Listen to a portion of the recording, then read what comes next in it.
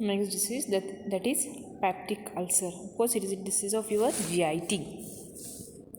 Yes, gastrointestinal tract contains that is GIT, alimentary tract and gut. It consists of what? Irregular tube about 6 meter long, extending from the mouth to the anus.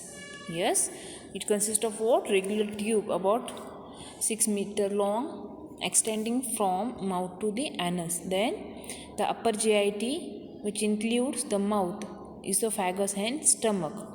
Yes, in upper GIT it contain what? Mouth, esophagus and stomach. Then in lower GIT it include duodenum, jejunum, ileum, colon, rectum and anus.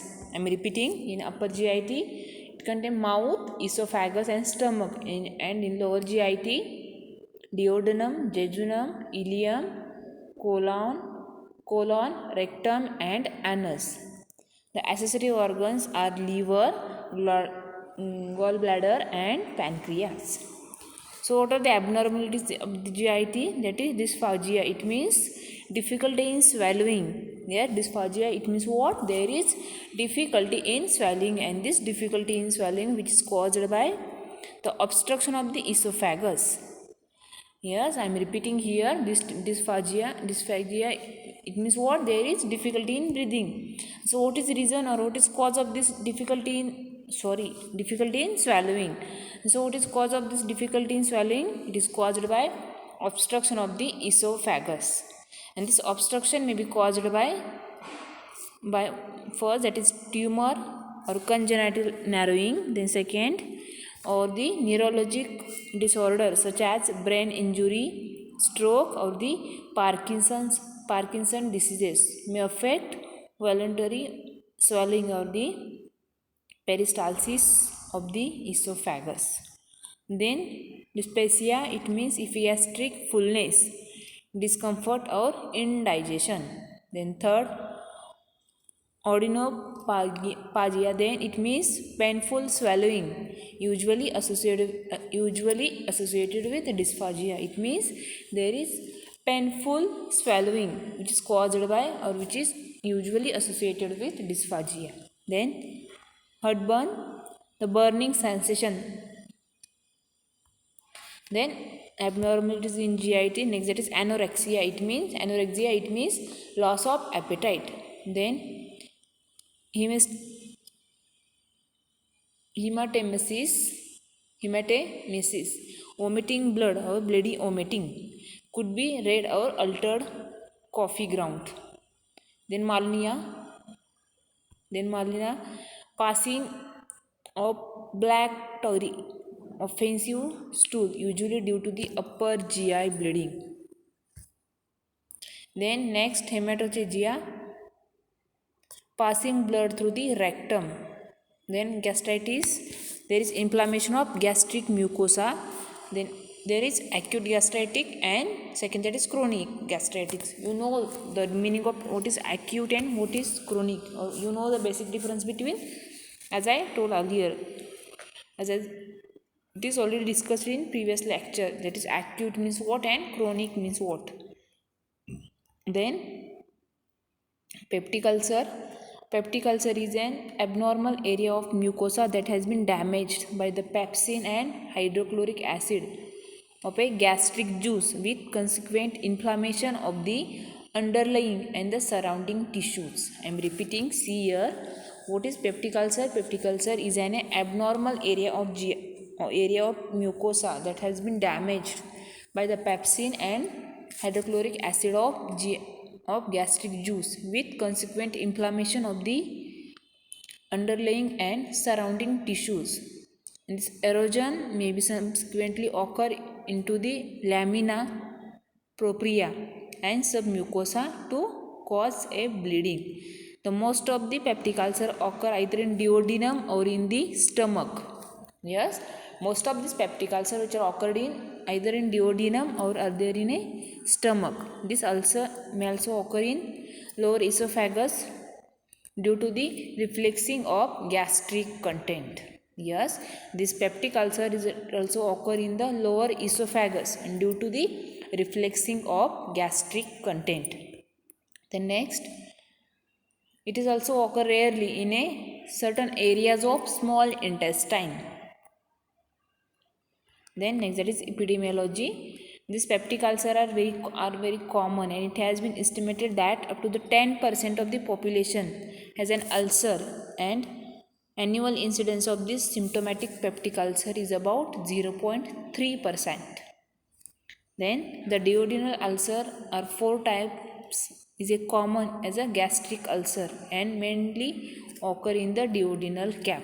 Yes, I am repeating what is that these duodenal ulcers are 4 times as a common as a gastric ulcers and occur mainly in the duodenal cap.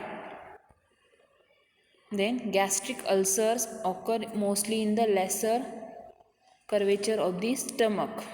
These are beginning sometimes develop as a tumor. Then etiology of peptic ulcer, that is this infection with a bacteria, that is Helicobacter pylori, occur in 80 to 90% of patients with peptic ulcer disease. That is, it is a microorganism, that is Helicobacter pylori. This H. pylori, it means Helicobacter pylori. H. pylori infection impairs the protective mechanism of GI tract against low pH and the digestive enzyme, and also lead to ulceration of the mucosa. Then stress, it may be emotional, surgical or trauma. Then injury or death of mucus producing cells. Yes, causes, it means injury or the death of mucus producing cells. Then chronic use of NSAIDs, that is etiology, it means simply the etiology. Then chronic use of NSAID, it means the non-steroidal anti-inflammatory drugs. Then smoking, then alcohol, then diet, then hyperkalemia, that is increased gastric secretion. Then the excess acid production in stomach. The old hypothesis that ulceration is caused by simply the hyperacidity is not tenable. I am repeating here, the excess of acid which is produced in stomach, and the old hypothesis that ulceration is caused by simply the hyperacidity is not tenable. About 70% of gastric ulcers and the 50% of duodenal ulcer are not associated with abnormally high acid production.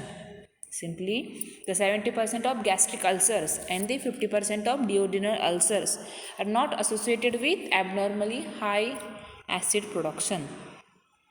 The next, that is genetic factors. Then ulcer also more common in blood group O subject, and in those who do not secrete blood group antibodies into the gastric secretions. Next, it is classification of peptic ulcer. Now simply the types. The peptic ulcer are classified based upon the, or which is based upon region or the location. First, that is stomach. Then it is called as gastric ulcer. Then ulcer in duodenum, then is called as duodenal ulcer. Then ulcer in esophagus, then called as esophageal ulcer. And Meckel's diverticulum is called as diverticulum ulcer.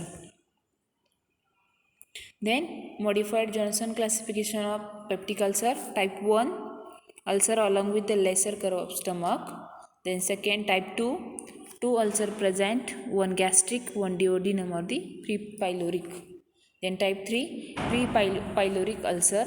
Then type 4, proximal gastroesophageal ulcer. Then type 5, anywhere associated with chronic NSAID use. NSAID, it means non-steroidal anti-inflammatory drugs.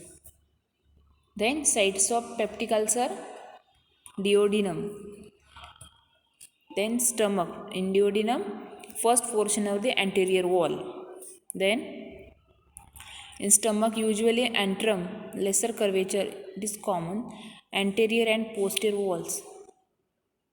Then in the margins of gastrointestinal enterostomy, that is stomal ulcer in the duodenum, stomach or jejunum of patient with different syndromes. Then we'll see this is all about etiology. Then second, that is symptoms of peptic ulcer. Symptoms of peptic ulcer is vary with location of this ulcer and the patient age. Yes, what I am saying, I am repeating, the symptoms are vary which is depend upon the location of the patient age. That is first first symptom, abdominal discomfort, then pain, then nausea. Pain is located in the epigastrium, then water brush, then loss of appetite, then weight loss, then hematemesis, it means vomiting of blood. Rarely ulcer lead to gastric or the duodenal perforation. Then manifestation of this peptic ulcer, pain that for duodenal ulcer is often relieved by eating or the antacid. Then GI bleeding and the possible hemorrhage, it is 20 to 25% of patient.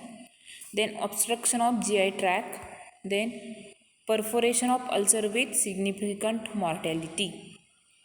Then next, what are the complications for these peptic ulcers? That is gastrointestinal bleeding, it means sudden large bleeding can be life threatening. See here what I am saying, complications in that first gastrointestinal bleeding, it is sudden large bleeding and it can be life threatening. Then next, cancer, Helicobacter pylori as the etiological factor. Yes, it is the etiological factor or the causing factor of this peptic ulcer, that is Helicobacter pylori or H. pylori is the causing factor or the etiological factor, and marking it a 3 to 6 times likely to develop a stomach cancer. Then perforation, that is hole in the wall, then penetration. For diagnosis of peptic ulcer, radiological diagnosis, that barium X-ray or upper GI series is generally used for diagnosis. This barium X-ray is difficult to analysis and less sensitive and also accurate. Then different laboratory testing, non-invasive urea test. Then patient with refractory or recurrent peptic ulcer may have underlying H. Then H. pylori infection. Then histopathology investigation. Then serologic test for determining H. pylori. That is your causing factor or etiologic factor. It is H. pylori, it is your causing factor or the etiologic factor. Then stool antigen test for non-invasive detecting the presence of Helicobacter pylori. Then endoscopic diagnosis. These are the few diagnostic tests for peptic ulcer. And next, that is what is treatment or what is medicines. Use of antibiotics for eradication of Helicobacter pylori if present, then amoxicillin and clarithromycin. Then use of antacid, for example magnesium hydroxide or aluminum hydroxide. Then ACE2 receptor antagonist, example ranitidine or cimetidine. Then next, use of proton pump inhibitors, examples omeprazole. Then next, use of mucosal protective agent, for example bismuth or the sulfate. Then management of peptic ulcer, there are different objective or few objective of management are to relieve pain and discomfort. Then second, accelerate the healing, and last, that is prevent recurrence and the complications. So this is all about your peptic